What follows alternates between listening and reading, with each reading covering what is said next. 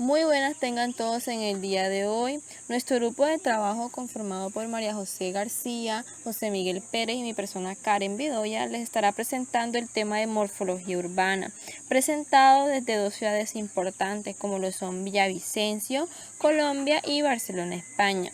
Escogimos la ciudad de Villavicencio para explicar el emplazamiento, la situación, la posición y el uso del suelo en esta ciudad, mientras que para la ciudad de Barcelona escogimos para explicar más los planos, la estructura de la ciudad, las edificaciones, entre otros. Esperamos sea de su agrado. En el caso del emplazamiento hemos escogido la ciudad de Villavicencio, esto ya que es una planicie del piedemonte de la cordillera oriental, aunque también la escogimos porque está ubicada en el centro del país y es la capital del Meta. Esto influye mucho en las comunicaciones que ésta tiene, pero su emplazamiento se distingue principalmente porque esta está bordeada al norte por el río Guataquía, a una altura de 467 metros sobre el nivel del mar, y donde la parte central de esta planicie cruzan los ríos Ocoa y Negro, además de numerosos caños y afluentes menores que abastecen a esta ciudad de agua potable. Se distinguen dos regiones en el territorio, principalmente una montañosa, ubicada al occidente, formada por el costado de la cordillera oriental, y la otra que es ligeramente inclinada hacia el oriente por la misma cordillera que la bordea. También cabe resaltar que es el mayor núcleo poblacional, económico, administrativo y cultural de los llanos orientales. Así se la llama la Puerta al Llano, ya que es la ciudad más grande de los llanos orientales y es el primer afluente que tiene de abastecimiento para esta región.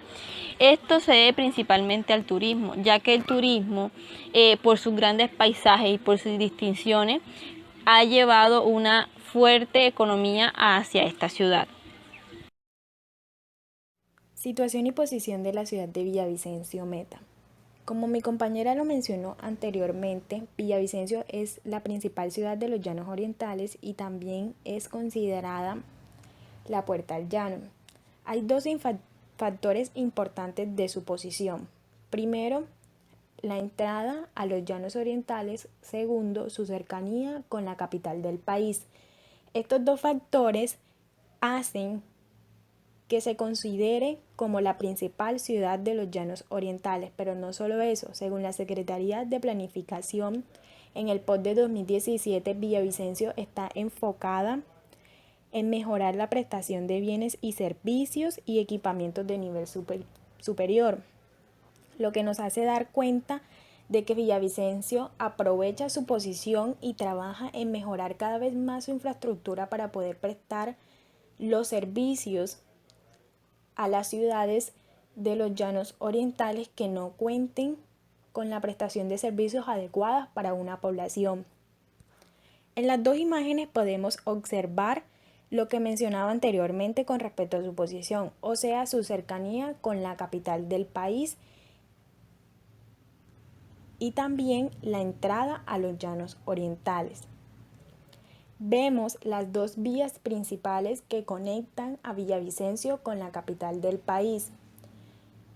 Se construyeron dos vías porque la primera, es importante decirlo, que siempre tiene problemas de derrumbes en las laderas de las montañas en épocas de lluvia.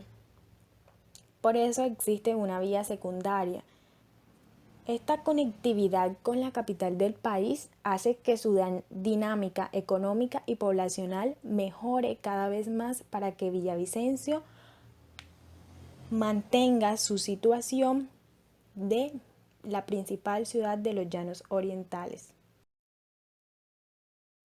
Uso del suelo en la ciudad de Villavicencio. Como podemos observar en el mapa de POT de Villavicencio, la zona con mayor predominancia son las viviendas, representada en un color amarillo. Por consiguiente, hablaremos de los ejes viales y qué tan importantes son en los usos del suelo de la ciudad de Villavicencio. Podemos observar las vías en color rojo que llegan desde las diferentes partes del país. La vía que llega desde el sureste, desde las ciudades de los llanos orientales que vienen a Villavicencio en busca de la prestación de servicios que mencionaba anteriormente. Acá se ve reflejada la dinámica que generan esas vías y la población que llega de esas ciudades. La vía que llega del sureste desde la ciudad desde Puerto Gaitán genera una dinámica económica muy importante en Villavicencio. Vemos que apenas la vía entra al casco urbano se convierte en un corredor y también se convierte en una centralidad lineal, o sea, en un conjunto de edificaciones que pueden prestar aptas para prestar cualquier servicio. También observamos que Villavicencio, como yo lo había mencionado anteriormente, Villavicencio está enfocada en mejorar cada vez más su infraestructura. Vemos que los equipamientos estructurales y educacionales de Villavicencio son bastantes. Podemos observar algunos en el centro de la ciudad, otros en la periferia, los que están representados en color azul. Con respecto al centro histórico de Villavicencio, que está representado en color rojo, según la alcaldía de Villavicencio, crearon una ruta turística con el fin de recuperar su historia y que pueda ser contada tanto a los turistas como a los villavicenses. Realizan junto con el Instituto de Turismo, con el apoyo del Instituto de Turismo Municipal, ese plan para la implementación de una ruta turística y que todos los que lleguen a la capital del Meta vayan a este centro turístico que se encuentra del centro turístico de Villavicencio. Cabe la pena resaltar que Villavicencio también es un destino turístico, lo cual fortalece su economía. Queremos resaltar esta cita de la alcaldía de Villavicencio. Dice: queremos resaltar el comercio del centro que se ha visto afectado por la situación económica del país y por la aparición de grandes centros comerciales que se han llevado a algunos de sus clientes. Entonces, lo que busca Villavicencio es fortalecer ese centro histórico, que no se pierda la identidad de la ciudad y conservar esas edificaciones y conservar la historia de la ciudad a pesar de las otras infraestructuras a las que prefiere ir la ciudadanía, como los centros comerciales. Por otro lado tenemos las vías que llegan desde Bogotá, que también vemos de donde llegan esas vías del noreste. Podemos observar que también se convierte en una centralidad lineal o un corredor vial importante, que allí se genera el mayor dinamismo económico de Villavicencio. Y ya por último tenemos las zonas que están representadas en morado, que son zonas estratégicas. Como mi compañera Karen lo había dicho anteriormente, esta exposición se divide en dos partes. La primera de la ciudad de Villavicencio y esta segunda de la ciudad de Barcelona, España, para explicar los planos, el crecimiento urbanístico y las edificaciones. Los planos urbanos son representaciones de la ciudad en conjunto, que se pueden evidenciar gracias a los mapas, a las imágenes satelitales, fotografías aéreas, y se evidencian en la ciudad como tal gracias al entramado vial, gracias a la forma de las manzanas y al plano de los edificios. En la parte izquierda de nuestra presentación podemos evidenciar un plano irregular de la ciudad de Barcelona. Este viene siendo el centro histórico y cultural donde se encuentra el barrio gótico. Como su propio nombre lo indica, un plano irregular es aquel en que las calles no tienen un orden fijo. Se construyen los edificios sin previa planificación y se le atribuye estos planos a la antigüedad. Ya en la parte derecha de Barcelona encontramos el distrito de Ensanche. El distrito de Ensanche corresponde a un plano ortogonal. Los planos ortogonales también se pueden denominar en reticulares, en cuadrículas o dedameros. Esto se le atribuye al griego hipódamos de Mileto. También se puede denominar plano hipodámico. Bueno, estos planos son aquellos que son de líneas rectas y son cortados perpendicularmente formando cuadrículas. Estos planos producen una sensación de orden y se utilizan en la mayoría de las ciudades. Cuenta con calles anchas que facilitan el transporte de vehículos.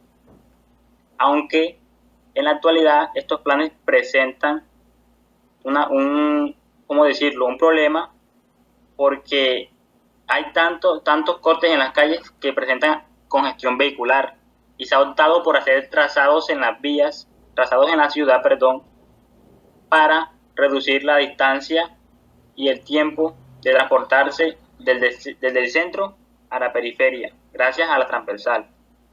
Y acá en la parte de abajo contamos con un plano urbano de Barcelona con una vista amplia. Continuando con el crecimiento urbanístico, tendremos puntualmente un inicio y un desarrollo de Barcelona.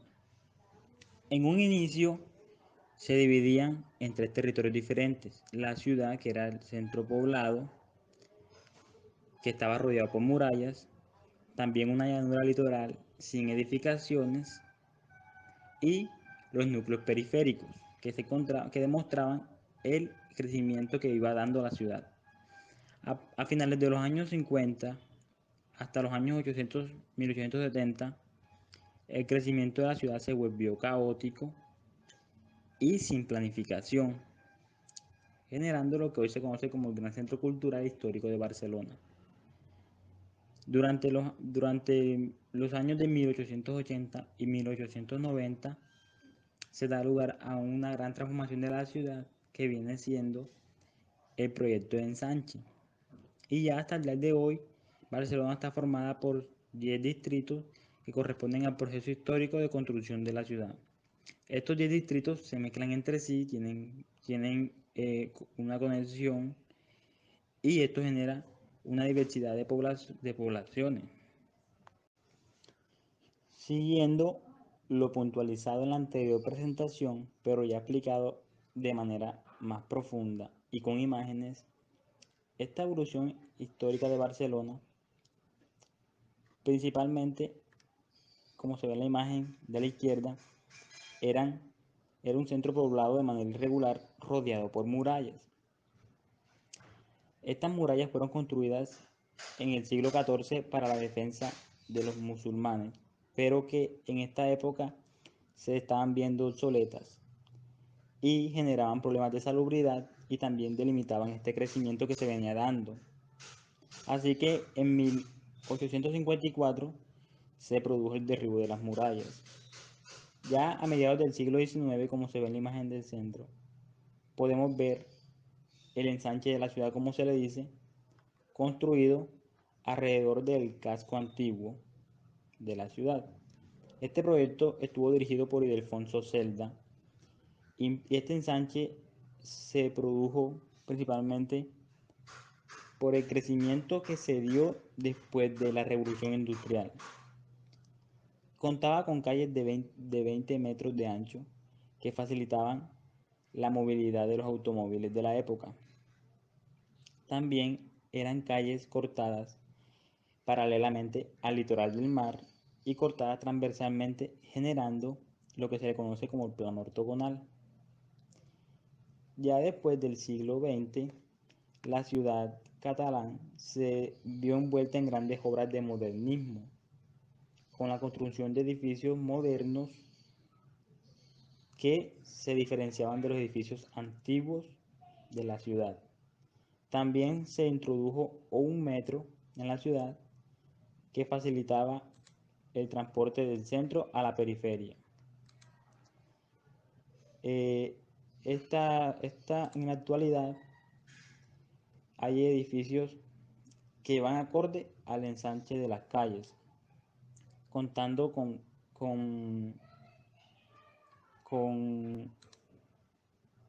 10 distritos Barcelona actualmente.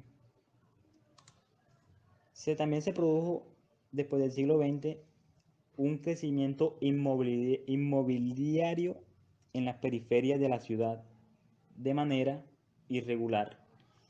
Y como se ve en la imagen de la derecha, se puede observar el centro cultural histórico, se puede observar el ensanche y en las periferias al norte un crecimiento inmobiliario de manera irregular y desordenada. Con respecto a los materiales de construcción, tenemos que estos materiales son muy variados y diferentes entre sí, ya que estos se utilizan en función de la disponibilidad del material, si se encuentra o no se encuentra, y de los recursos económicos que tenga la persona o las personas que quieran construir. Entre los más comunes tenemos la piedra y la madera, que son los más económicos y más factibles a utilizar, el tapiar, que es como el que tenemos en la imagen, los aglomerantes, que son una masa plástica muy parecida al cemento, el ladrillo y la teja, que ya estos tienen un alto valor económico y que por lo general son utilizados en edificaciones con más recursos económicos. Y últimamente a partir del siglo XIX se ha utilizado la reutilización de materiales, que esto tiene que ver mucho con reutilizar esas edificaciones antiguas que aún tienen los materiales intactos o la mayoría de sus materiales intactos, y lo que se trata de hacer una reutilización de estos materiales y volverlos a reconstruir, o también se hace de un lugar que tenga materiales, pasarlos a otro y reutilizarlos también en otras edificaciones. Por consiguiente, tenemos el tema de las edificaciones representativas en Barcelona. Como primero encontramos al Parque Güell, el cual es catalogado mitad fantasía de cuento de hadas y mitad parque urbano. Este está inspirado en la ciudad de jardín inglesas del siglo XIX, lo cual mezcla lo ambiental, lo urbano y en este caso la fantasía, en un terreno situado en las faldas de la Sierra de Collserola, en el cual Antoni Gaudí decidió construirlo. La Sagrada Familia de Antoni Gaudí también es otra edificación muy representante de Barcelona, ya que la obra maestra se alza imponente en el centro de Barcelona. Esta imponente basílica es gran obra maestra de Gaudí, aunque ha despertado todo tipo de opiniones desde el comienzo de su construcción hace más de un siglo. Este proyecto se inició en 1883 y las obras han continuado y se han finalizado las 8 torres planeadas, aunque la obra solamente se terminó hasta el 2016, un siglo después de la muerte de Gaudí. La finalización de la nave central permitió que el Papa Benedicto XVI la consagrara en el 2010. Ahora tenemos la Catedral de Barcelona y el Barrio Gótico, los cuales atraen mucho turismo a Barcelona. Estos hacen parte de una Barcelona medieval hermosamente conservada. La catedral, construida entre los siglos XIII y XV, la cual tardó 150 años en terminarse. Y el Barrio Gótico, el cual está muy bien conservado y recibe a cuanto turista pueda llegar. La Pedrera es otra edificación muy característica, construida en 1911. Se caracteriza por las curvas y formas onduladas que en ella predominan, y antes fue criticado por esto mismo, pero hoy en día es considerado una obra maestra. Por último, tenemos la Casa Batlló y la Casa Amatller, que parecen sacadas de un cuento de hadas, una al lado de la otra. La Casa Amatller fue reflejado en escaleras salpicadas de elementos de porcelana que parecen caramelos construidas a comienzos del siglo XX. y la casa Batlló, con tejado que parecen de nata montada, sus chimeneas en espiral y sus balcones de hierro forjado, construida en 1906, y su tejado onduladamente y una cruz en lo alto del edificio, lo cual hace que ésta sea muy característica. Ambas son de mucha afluencia turística.